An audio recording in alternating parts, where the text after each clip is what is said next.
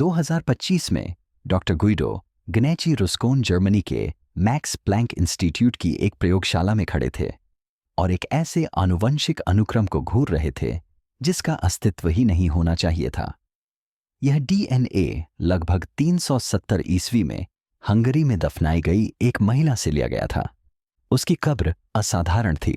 सोने के अर्धचंद्राकार झुमके, विधिपूर्वक रखा जाना और ऐसी कलाकृतियां जो मैदानी योद्धाओं के कुलीन वर्ग की पहचान थीं, लेकिन उसकी खोपड़ी ने पुरातत्वविदों को चौंका दिया। यह लंबी थी, बचपन में कृत्रिम रूप से विकृत की गई थी, एक ऐसी प्रथा जो यूरोपीय इतिहास के सबसे खूंखार विजेताओं हूणों से जुड़ी थी। 1600 वर्षों तक इतिहास ने हमें बताया कि हूण मंगोल आक्रमणकारी थे जिन्होंने एशिया से आक्रमण किया और रोम को घुटने टेकने पर मजबूर कर दिया। हर पाठ्यपुस्तक, हर वृत्तचित्र, हर इतिहासकार ने एक ही कहानी दोहराई। एशियाई आक्रमणकारी, मंगोलों जैसी शक्ल सूरत, पूर्वी विजेता। लेकिन जब ग्नेची रुस्कोन की टीम ने इस महिला का जीनोम निकाला तो सब कुछ बदल गया। वह मंगोलियाई नहीं थी।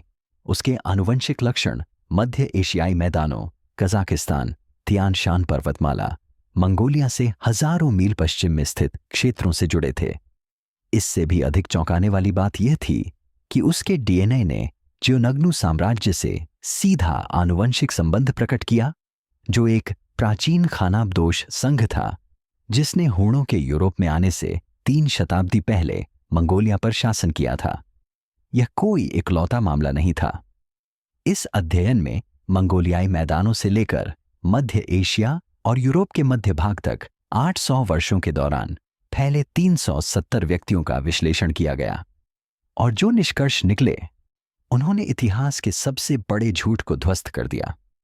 हूण वो नहीं थे जैसा हम उन्हें समझते थे। वे तो एक ही जाति के लोग भी नहीं थे। अगर आप प्राचीन डीएनए के माध्यम से सामने आने वाले छिपे हुए इतिहासों से मोहित हैं तो सब्सक्राइब करें, क्योंकि यह कहानी और भी विचित्र होने वाली है। लंबी खोपड़ी वाली महिला को पूरे सम्मान के साथ दफनाया गया। वह हूण कुलीन वर्ग से थी, लेकिन उस कब्र तक की उसकी यात्रा 300 साल पहले 4000 मील पूर्व में एक ऐसे साम्राज्य में शुरू हुई थी जिसे इतिहास लगभग भुला चुका है। वह अंतिम संस्कार कोई अपवाद नहीं था, वह एक चेतावनी थी, क्योंकि जब वैज्ञानिकों ने हंगरी, रोमानिया और पोलैंड में और अधिक कब्रों का विश्लेषण किया तो उन्हें कुछ ऐसा मिला जो असंभव था। बुडापेस्ट स्थित योटवोस्लोरैंड विश्वविद्यालय की डॉक्टर जोफिया राकस ने पुरातात्विक विश्लेषण का नेतृत्व किया। उनकी टीम ने 5वीं और 6ठी शताब्दी के दर्जनों तथा कथित हूण कब्रों का अध्ययन किया। इनमें कुलीन योद्धा, सरदार और सोने चांदी से सजी महिलाएं शामिल थीं। डीएनए के नतीजे चौंकाने वाले थे। हूण जीनोम जैसी कोई चीज थी ही नहीं। एक कब्र से शुद्ध पूर्वी यूरोपीय वंश के लक्षण मिले। दूसरी कब्र में ईरानी आनुवंशिक चिन्ह पाए गए। तीसरी कब्र में मध्य एशियाई स्टेपी क्षेत्र का डीएनए मिला। चौथी कब्र में इन तीनों का मिश्रण पाया गया। कुछ कब्रों में पूर्वी एशियाई वंश के अंश मिले, लेकिन अधिकांश में नहीं। राकच का निष्कर्ष क्रांतिकारी था। डीएनए और पुरातात्विक साक्ष्य वंशों के एक मिश्रित ताने बाने को प्रकट करते हैं, जो सामूहिक प्रवास के बजाय गतिशीलता और अंतःक्रिया की एक जटिल प्रक्रिया की ओर इशारा करते हैं। हूण कोई जातीय समूह नहीं थे, वे एक राजनीतिक संघ थे, विभिन्न मूल की जनजातियों का एक सैन्य गठबंधन जो एक ही भयानक नाम के तहत एकजुट हुए थे। यह खोज हमारे अब तक के सभी ज्ञान के विपरीत है, क्योंकि अवारों के विपरीत जो 200 साल बाद यूरोप पहुंचे और जिनमें पूर्वी एशियाई आनुवंशिक विशेषताएं पीढ़ियों तक बनी रहीं, हूणों में लगभग कोई आनुवंशिक निरंतरता नहीं दिखी। मैक्स प्लैंक इंस्टीट्यूट में पुरातत्व आनुवंशिकी के निदेशक डॉक्टर जोहान्स क्राउस ने स्पष्ट शब्दों में कहा, यूरोप में हूण साम्राज्य की आबादी आनुवंशिक रूप से अत्यधिक विविधतापूर्ण थी। हमें पूर्वी या मैदानी मूल के बड़े समुदायों की उपस्थिति का कोई प्रमाण नहीं मिलता है। जरा सोचिए, यूरोप का सबसे खूंखार साम्राज्य, वह शक्ति जिसने रोम का पतन किया, जिसने पूरी सभ्यताओं को आतंक से भागने पर मजबूर कर दिया, वास्तव में कोई वास्तविक राष्ट्र नहीं था। वे महज एक नाम थे, एक राजनीतिक पहचान, एक ऐसा आतंक जो उनके दुश्मनों के खून से ज्यादा उनके दिमाग में बसा हुआ था। उन्होंने आधे यूरोप पर विजय प्राप्त कर ली, लेकिन आनुवंशिक रूप से वे कुछ भी नहीं थे। तो यह भूत आया कहां से? और 16 शताब्दियों तक सब लोग इस झूठ पर विश्वास क्यों करते रहे? इसका जवाब 300 साल पहले एक ऐसी जगह से शुरू होता है जिसे इतिहासकारों ने देखना लगभग भुला दिया था। लगभग 100 ईस्वी में मंगोलिया में जियोनग्नु साम्राज्य का पतन हो गया। 3 शताब्दियों तक वे पूर्वी मैदानों पर प्रमुख शक्ति रहे और हान राजवंश के चीन के कट्टर प्रतिद्वंद्वी थे। लेकिन विनाशकारी सैन्य पराजय और आंतरिक विखंडन के बाद साम्राज्य बिखर गया। चीनी इतिहास के अनुसार जियोनग्नु जनजाति तितर बितर हो गई। कुछ ने चीनी शासन को स्वीकार कर लिया, कुछ उत्तर की ओर साइबेरिया भाग गए और प्राचीन ग्रंथों के अनुसार कुछ पश्चिम की ओर पलायन कर गए। 1757 में फ्रांसीसी विद्वान जोसेफ डी क्विग्नेस ने एक क्रांतिकारी सिद्धांत प्रस्तावित किया। जियोनग्नु विलुप्त नहीं हुए, वे हूण बन गए।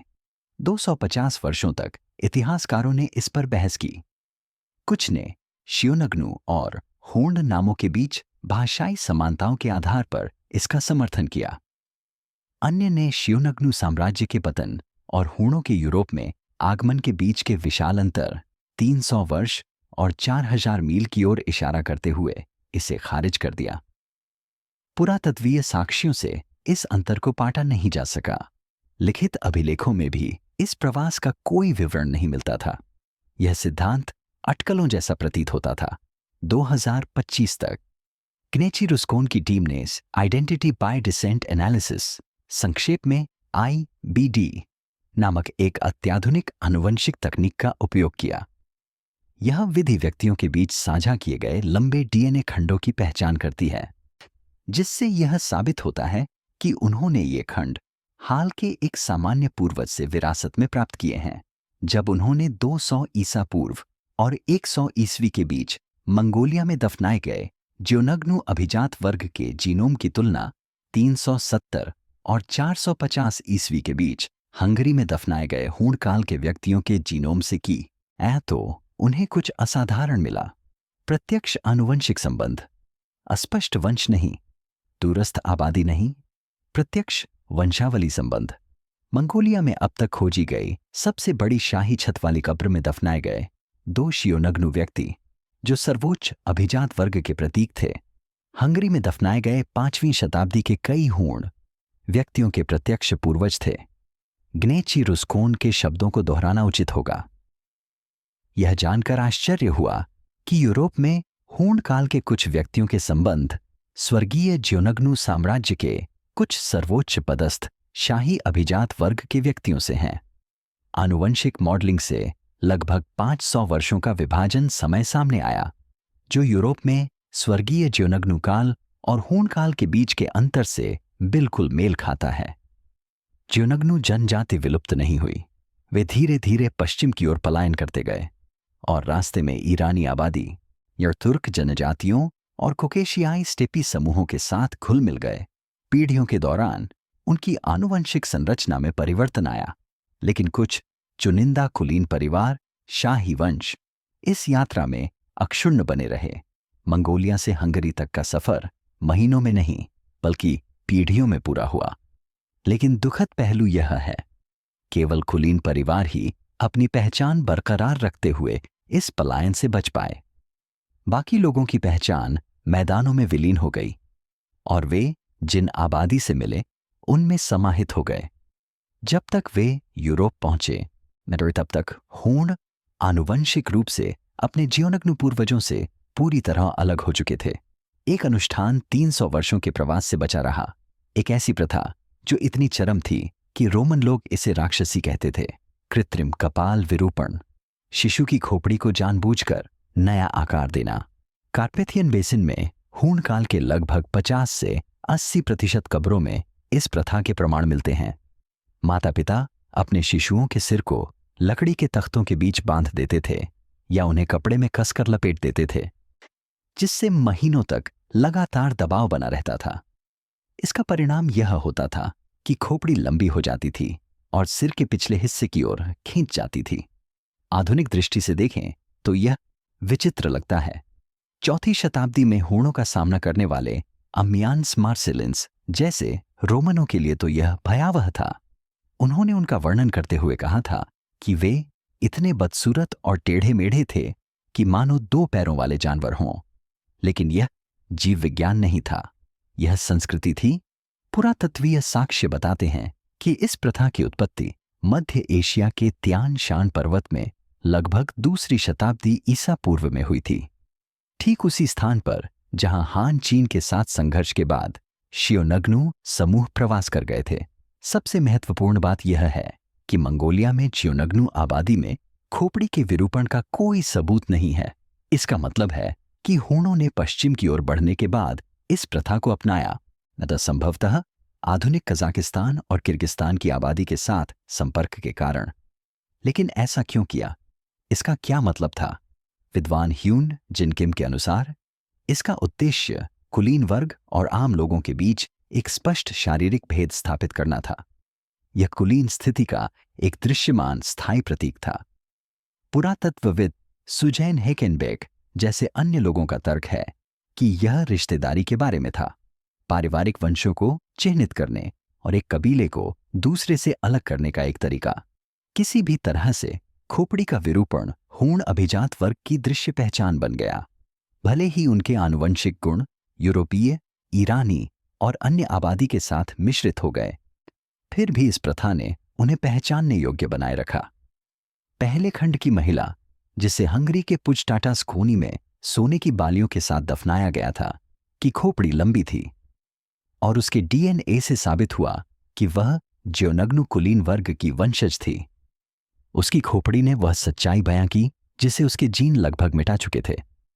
वे अपने रक्त को शुद्ध नहीं रख सके, लेकिन वे अपनी खोपड़ियों को पहचानने योग्य बनाए रख सके।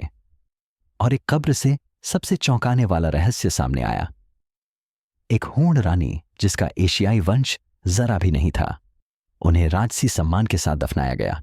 सोने के आभूषण, विधिपूर्वक शव को रखा गया, योद्धाओं द्वारा शरीर के चारों ओर अर्पित की गई भेंटें, अंतिम संस्कार की हर चीज हूणों की कुलीनता को दर्शाती थी। लेकिन उसके डीएनए ने बिल्कुल अलग ही कहानी बयां की। जब शोधकर्ताओं ने उनके जीनोम का विश्लेषण किया तो उन्हें 100% पूर्वी यूरोपीय वंश मिला। मध्य एशियाई वंश का कोई संकेत नहीं मिला। पूर्वी एशियाई वंश का भी कोई संकेत नहीं मिला।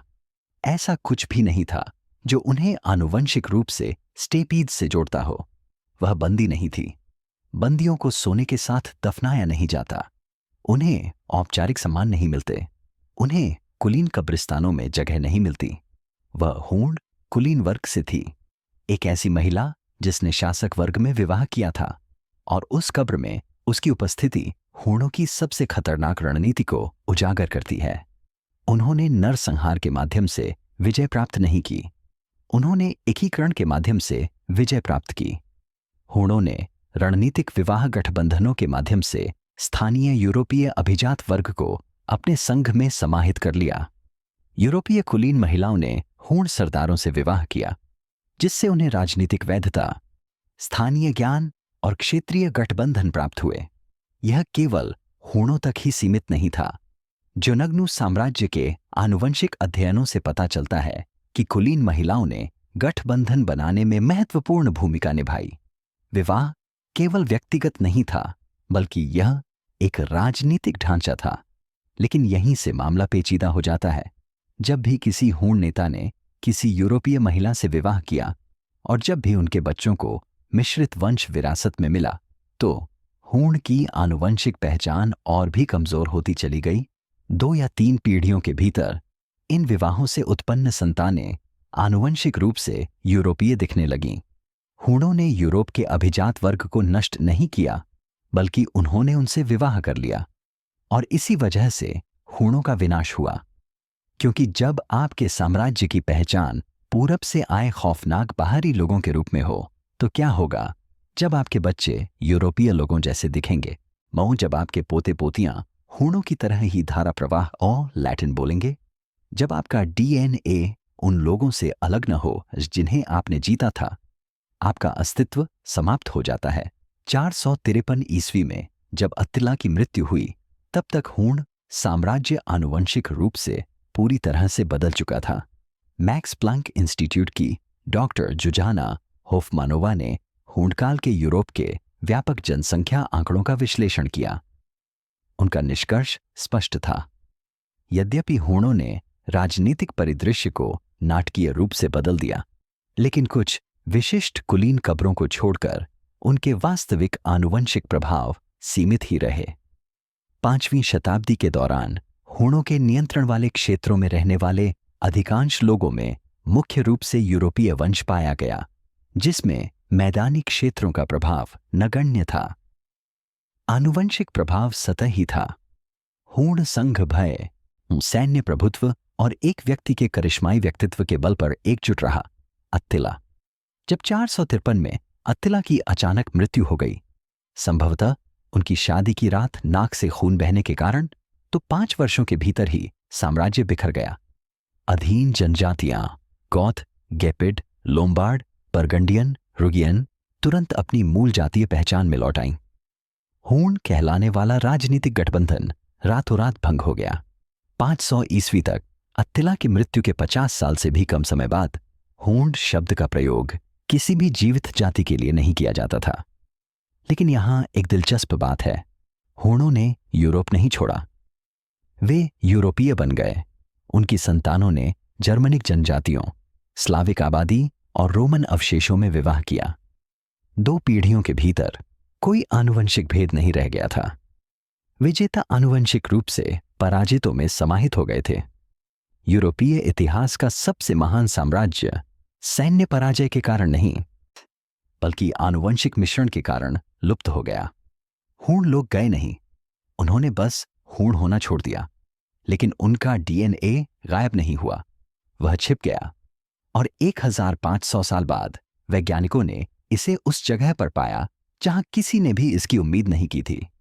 आधुनिक आनुवंशिक सर्वेक्षणों ने कुछ असाधारण बातें उजागर की हैं। आधुनिक हंगेरियन, जर्मन, रोमानियाई और यूक्रेनी लोगों में से 3 से 7% लोगों में ऐसे आनुवंशिक मार्कर पाए जाते हैं जो हूण युग के स्टेपी नमूनों से मेल खाते हैं। मारोटी और उनके सहयोगियों द्वारा 2022 में किए गए एक अध्ययन में वाई क्रोमोसोम हैप्लो समूहों का विश्लेषण किया गया। ये आनुवंशिक चिह्न पिता से पुत्र में स्थानांतरित होते हैं। उन्होंने आधुनिक मध्य यूरोपीय आबादी में हैप्लोसमूह Q1A2, R1AZ 93 और NM46 पाए। ये बिल्कुल वही हैप्लोसमूह जो नग्न-कुलीन कब्रों और हूण काल की कब्रों दोनों में पाए जाते हैं। ये हूणों के शुद्ध वंशज नहीं हैं। हमने जिन मिश्रण पैटर्न पर चर्चा की है, उन्हें देखते हुए यह आनुवंशिक रूप से असंभव है, लेकिन ये आनुवंशिक प्रतिध्वनियां हैं। डीएनए के वे अंश जो 1500 वर्षों के अंतर्विवाह और जनसंख्या आवागमन के बाद भी बचे रहे। सांस्कृतिक अवशेष भी अभी मौजूद हैं। हंगरी की भाषा यूरालिक है, जो फिनिश और एस्टोनियाई भाषाओं वाले भाषा परिवार का हिस्सा है, और हंगरी के पड़ोसी देशों में बोली जाने वाली इंडो यूरोपीय भाषाओं से इसका कोई संबंध नहीं है। कुछ भाषाविदों का तर्क है कि यह यूराल पर्वत क्षेत्र से गहरे सांस्कृतिक संबंधों को दर्शाता है, जो संभवतः स्टेपी प्रवास से जुड़ा हुआ है।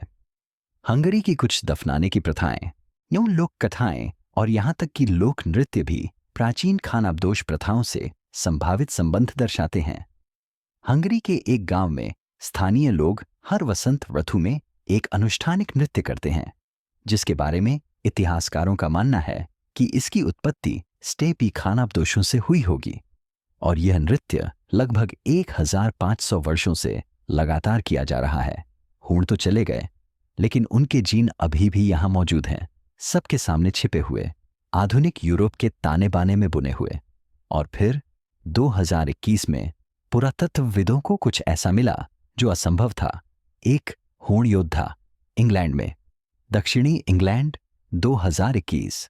नए आवासों के निर्माण की तैयारी कर रहे एक निर्माण दल ने 5वीं शताब्दी की एक कब्र का पता लगाया। दफन की दिशा असामान्य थी, उत्तर दक्षिण, जो ईसाई या रोमन प्रथाओं के बजाय स्टेपी परंपराओं से मेल खाती थीं। कब्र में मिली वस्तुएं और भी विचित्र थीं। घुड़सवार युद्ध के लिए डिजाइन किए गए हथियार और मध्य एशियाई शैली के स्पष्ट प्रभाव वाली कलाकृतियां और खोपड़ी में कृत्रिम विकृति के लक्षण दिखाई दिए। जब डीएनए विश्लेषण पूरा हुआ तो परिणाम स्पष्ट थे। मध्य एशियाई आनुवंशिक मार्कर हंगरी से प्राप्त हूण काल के नमूनों से मेल खाते थे। यह व्यक्ति अत्तिला के साम्राज्य से 1500 मील दूर एक ऐसे क्षेत्र में मरा जिस पर हूणों का कभी भी आधिकारिक रूप से नियंत्रण नहीं था, लेकिन वह आनुवंशिक रूप से हूण था। साक्ष्य बताते हैं कि 450 के दशक में हूण संघ के पतन के बाद योद्धाओं के छोटे छोटे समूह पूरे यूरोप में फैल गए और भाड़े के सैनिकों के रूप में अपने सैन्य कौशल को बेचने लगे। हूणों द्वारा विकसित मिश्रित धनुष तकनीक अत्यंत प्रभावी थी। रोमन साम्राज्य के बाद के सरदारों, गौथिक राजाओं और छोटे सरदारों ने इसे चलाने में कुशल योद्धाओं को पाने के लिए अच्छी खासी कीमत चुकाई होगी। इस व्यक्ति की कब्र में मिली वस्तुएं उसकी कहानी बयां करती हैं। एक रोमन सिक्का, एक जर्मन ब्रोच और मैदानी शैली के हथियार। एक ऐसा व्यक्ति जो 3 दुनियाओं के बीच फंसा हुआ था, ऐसे स्वामियों की सेवा करता था जो कभी उसके पूर्वजों से डरते थे। उन्होंने उन लोगों के लिए लड़ाई लड़ी जो उन्हें दुश्मन समझते थे।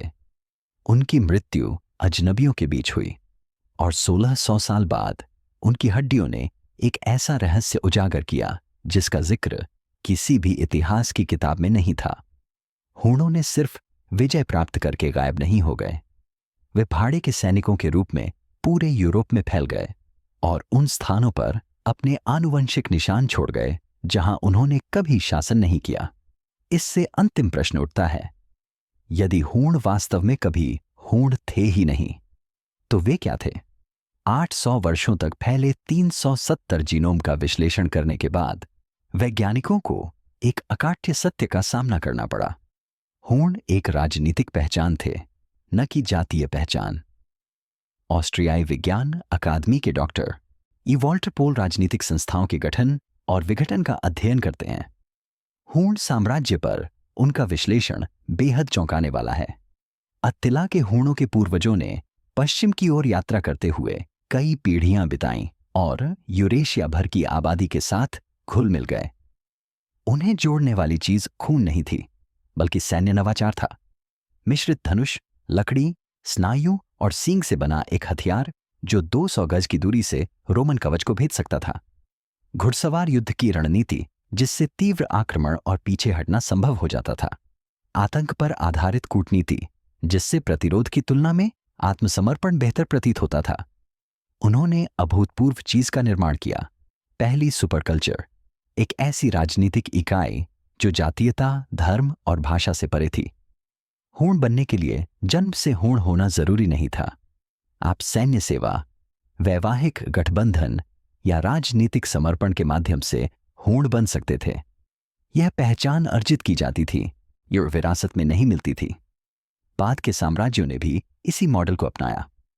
मंगोलों ने 800 साल बाद ऐसी ही रणनीति अपनाई। बहुजातीय संघ जो साझा वंश के बजाय सैन्य प्रभुत्व और राजनीतिक संरचना द्वारा एकजुट थे, लेकिन हूणों को इस रणनीति की भारी कीमत चुकानी पड़ी। जब राजनीतिक ढांचा ध्वस्त हो गया, जब अत्तिला की मृत्यु हुई और सैन्य तंत्र लड़खड़ा गया, तत्काल पहचान लुप्त हो गई, क्योंकि उसके नीचे कुछ भी नहीं बचा था। कोई साझा भाषा नहीं थी, कोई साझा धर्म नहीं था, कोई आनुवंशिक एकता नहीं थी। जोहान्स क्राउज ने इसे बिल्कुल सही ढंग से सारांशित किया। यह अध्ययन इस बात पर जोर देता है कि अत्याधुनिक आनुवंशिक अनुसंधान अतीत की आबादी की संरचना और उत्पत्ति के बारे में सदियों पुरानी बहसों को कैसे हल कर सकता है। आधुनिक राष्ट्रवादी आंदोलन शुद्ध वंश और प्राचीन रक्त संबंधों का दावा करना पसंद करते हैं। हूणों ने साबित कर दिया कि यह झूठ है। मानव इतिहास में कोई भी साम्राज्य क्या आनुवंशिक रूप से शुद्ध नहीं रहा है? हर विजेता अंततः अपने शासितों के डीएनए से पराजित हो जाता है। वे हर कोई थे, वे कोई नहीं थे, और यही बात उन्हें इतिहास की सबसे भयावह शक्ति बनाती है। और कजाकिस्तान के मैदानी इलाकों में कहीं पुरातत्वविद इस कहानी का अगला अध्याय खोज रहे हैं। 2024 में ग्राउंड पेनेट्रेटिंग रडार ने कजाकिस्तान मंगोलिया सीमा के पास अल्ताई पहाड़ों में कुछ चीज का पता लगाया। दफन टीले दर्जनों की संख्या में अभी तक खुदाई नहीं हुई है। ये टीले दूसरी से चौथी शताब्दी ईस्वी के हैं, ठीक उसी समय के जब जियोनग्नु आबादी पश्चिम की ओर पलायन कर रही थी। आधुनिक डीएनए निष्कर्षण तकनीक में अभूतपूर्व प्रगति हुई है। वैज्ञानिक अब उन हड्डियों से भी उपयोगी जीनोम प्राप्त कर सकते हैं जिन्हें 5 साल पहले तक अत्यधिक खराब माना जाता था। 2025 के अध्ययन ने होड़ों की उत्पत्ति के बारे में महत्वपूर्ण सवालों के जवाब दिए, लेकिन इसने और भी बड़े रहस्य खोल दिए। क्या कुछ अन्य कुलीन परिवार भी पश्चिम की ओर गए थे, लेकिन उनके कोई निशान नहीं मिले? क्या होड़ येनिसेई भाषाएं बोलते थे, जैसा कि कुछ हालिया भाषाई अध्ययनों से पता चलता है? उन जियोनग्नु समूहों का क्या हुआ जो यूरोप नहीं गए? इस समय जर्मनी, हंगरी और कजाकिस्तान की प्रयोगशालाओं में शोधकर्ता हाल ही में खोजे गए अवशेषों का विश्लेषण करने की तैयारी कर रहे हैं। अगला अध्ययन होड़ों की उन आबादी का खुलासा कर सकता है जिनके अस्तित्व के बारे में हमें पहले कभी पता नहीं था। यह उन क्षेत्रों से आनुवंशिक संबंध खोज सकता है जिन पर हमने कभी विचार नहीं किया। यह कहानी को फिर से लिख सकता है। जर्मनी के लीप्जिग शहर की एक प्रयोगशाला में एक तकनीशियन सावधानीपूर्वक हाल ही में खोजे गए कंकाल से डीएनए निकाल रहा है। नमूना एक सीक्वेंसिंग मशीन में भेजा जाता है। कुछ घंटों बाद कंप्यूटर स्क्रीन पर प्रारंभिक परिणाम दिखाई देने लगते हैं। आनुवंशिक मिलान, जियोनग्नु अभिजात वर्ग लगभग 150 ईस्वी और द्वितीयक संकेतक अज्ञात यूरोपीय जनसंख्या। होड़ों ने एक बार इतिहास को फिर से लिखा। उनकी हड्डियां एक बार फिर ऐसा करने वाली हैं।